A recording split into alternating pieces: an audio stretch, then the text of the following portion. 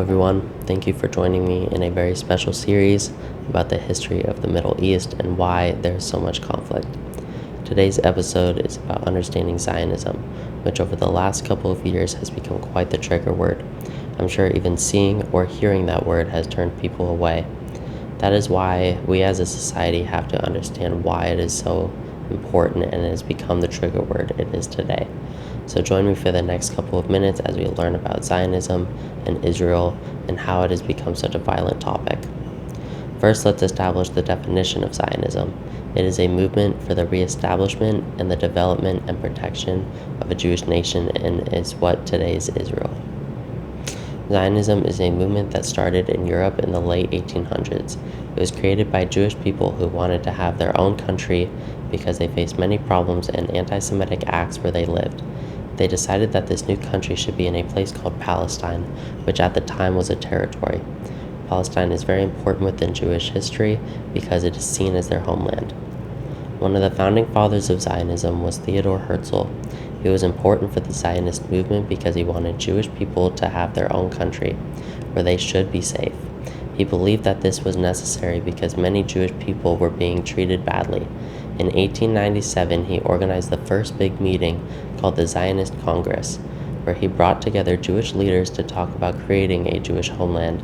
His ideas helped many people understand why a Jewish state was needed, and he inspired them to support the cause. 50 years after the big meeting for Zionism and 30 years after a promise called the Balfour Declaration, the Jewish people succeeded in creating their own country in Palestine. But this new country, Israel, faced many challenges. It was surrounded by countries that were not friendly, and some Palestinian groups used violence. To keep their new country safe, the people of Israel had to protect it and show the world that it was a big and real important place, especially to their Arab neighbors. Zionism has faced a lot of disagreement since it began. Before Israel became independent in 1948, some religious Jews opposed it because they believed a Jewish state should only exist after a special leader called the Messiah arrives. Some non-religious Jews thought Zionism would make it harder for them to fit in with other groups. Many people, both Jewish and not, felt that creating a Jewish state would hurt Palestinian Arabs living in that area. Some critics believe that all forms of nationalism can be unfair, and others see opposition to Zionism as a way to express anti-Jewish feelings. There are different views within Zionism itself, including some that respect Palestinian rights. However, actions by the Israeli government that negatively affect Palestinians can sometimes lead to misunderstandings about what Zionism really means.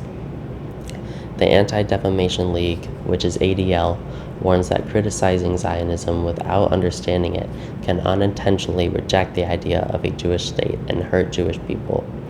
While there is no clear argument on whether opposing Zionism is anti-Semitic, the way it is expressed can echo anti-Jewish sentiments.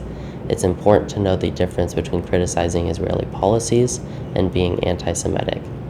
Now, this is just a brief understanding on what Zionism means. Join me next time as we dig deeper into wars between Israel and other Arab countries.